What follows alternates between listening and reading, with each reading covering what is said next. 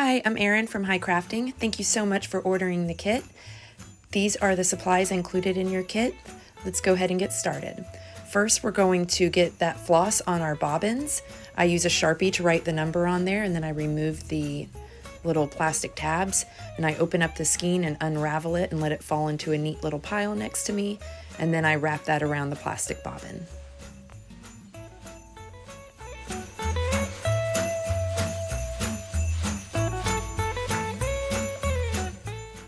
Next, we're going to prep our embroidery hoop by placing our fabric centered over the inner hoop. Then we loosen up the hardware on the outer hoop and place it over the fabric and inner hoop and evenly distribute pressure all around and press down.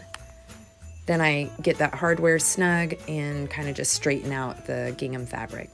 Now we're going to apply the stick and stitch, peeling off the back and then centering it on the fabric, and I like to turn the hoop over and use a flat surface to help me really get the stick and stitch pressed on there. Now we're going to cut off the excess fabric, leaving about 1/4 of an inch, maybe a little more, at least 1/4 of an inch though. Now we're going to grab a length of embroidery floss. 18 inches is an ideal length. And this is completely optional, but to get good thread coverage, I recommend separating out each strand of embroidery floss from itself and then rejoining those strands together. And this will help it lay broader. The strands will lay side by side instead of wrapped around each other. Then we're going to thread our needle. I've included a needle threader if you need that. And just for fun, I've included a demonstration for a knotless start, but I went ahead and wanted to show you how a knot would be just an overhand knot at the end of your floss. But here is a knotless start. If you aren't really, it's completely unnecessary. It's just, I just wanted to demonstrate it. But if you did do the overhand knot, you would just begin stitching. But here, I go in through the front, I leave a little tail, I bring the needle up right next to where I went down, and then push it right down on the other side of the little tail. And then I just go into my satin stitch. If you started with the overhand knot, just go right into the satin stitch, stitching from the outside inward. I'll also include links in the description for in-depth video tutorials giving a full explanation of each of the stitches that I'm using here if you want a real close look at the stitches. Otherwise, I'll just be demonstrating them here.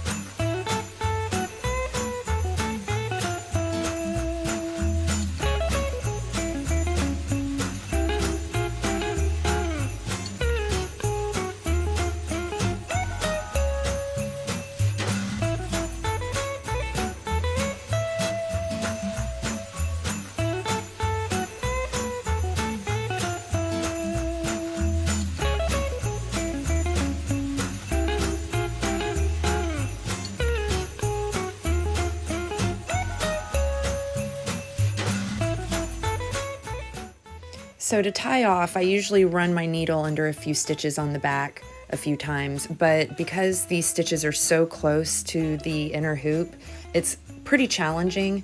So here I'm going to show you a really good way to tie off your work without having to run your needle under the stitches. You just create a loop, like an underhand knot. You lay the loop over where your thread is coming out from the back of the hoop. Grab your other needle, poke the base of that working thread with it, and then pull the working thread, and that's going to cinch the knot snug into the surface of the fabric. This is my new favorite tie-off method. I think it might be the method I'll use exclusively from now on. Next, we're going to grab our cream colored thread, and we're going to fill in that, I think it's called a pith, the pith of the orange. I just learned that word. And we're going to be using a back stitch to fill this in. Here's a quilter's knot demonstration. You just pinch the end of your thread to your needle, wrap it around, then you pinch those wraps and then pull the thread, and there you go, you have a knot. I'll leave a video in the description that explains it better. So come up at one of the wedge points and then bring it straight down to the edge of that circle. And we're going to do that all the way around.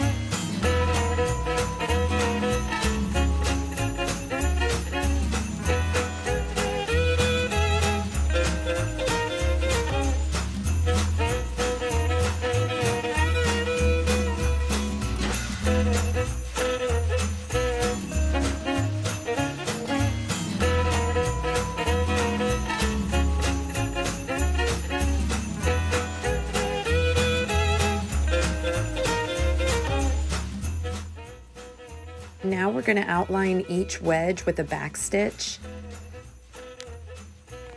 For this, I'm not bringing my needle up directly on the line. I'm bringing it up right outside the line.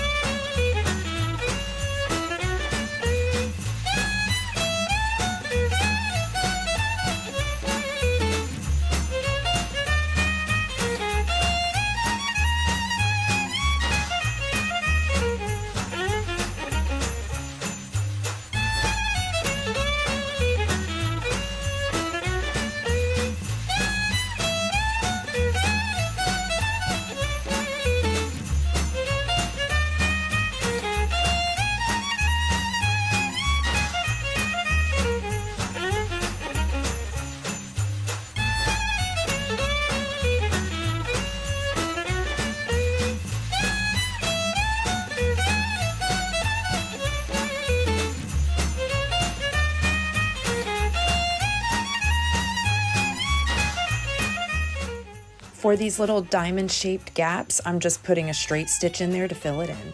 And this is going to create a really pretty sort of mandala design in the center.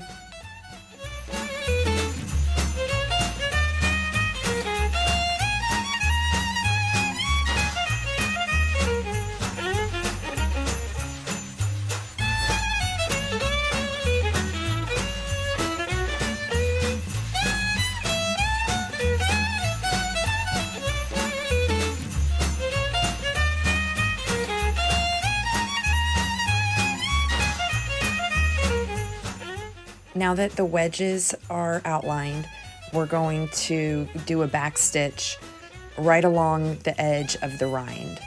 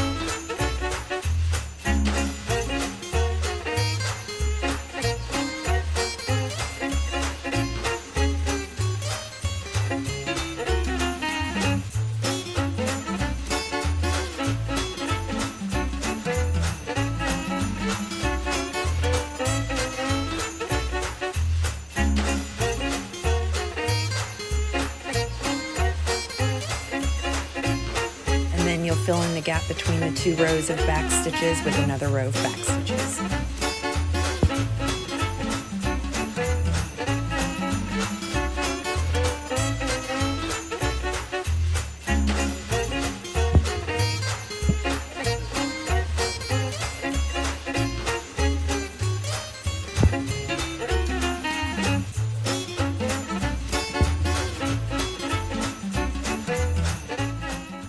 Now we'll fill the wedges with lazy daisy stitches, and I just sort of randomly fill it, choosing different lengths and placements, and this is just kind of a freestyle placement of chain stitches. No, lazy daisy stitches.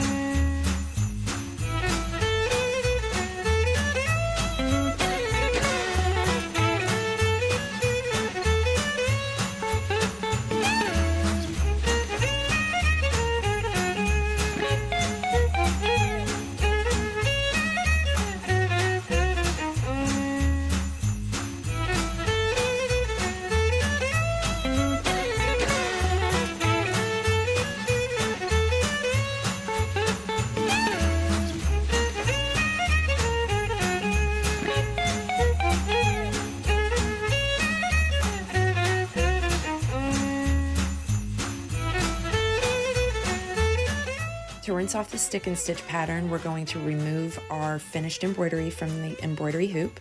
We're going to run it under warm water, and I like to use my sink sprayer to really get in the threads and rinse out the stick and stitch. Do not wring out your embroidered piece. Instead, lay it on a dry towel and roll it up and squeeze it to wick away excess water.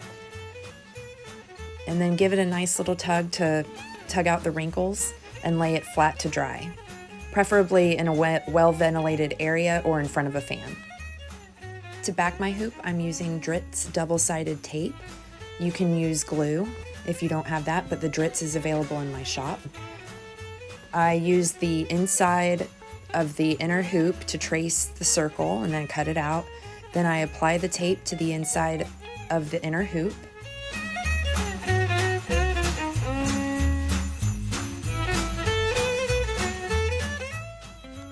Then I center my embroidered piece over the inner hoop, and then I get the outer hoop and place it over the embroidery, and I tighten the hardware, and then I apply pressure evenly and make sure it's nice and taut and that there's no totally visible squiggles in the gingham.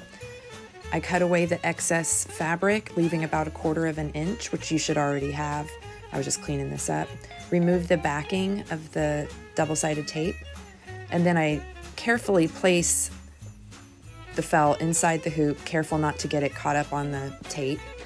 And then in very small sections, I press the fabric to the tape.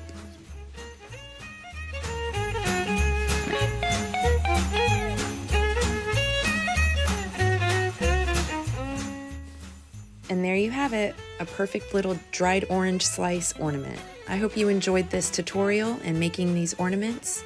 Happy holidays and take care.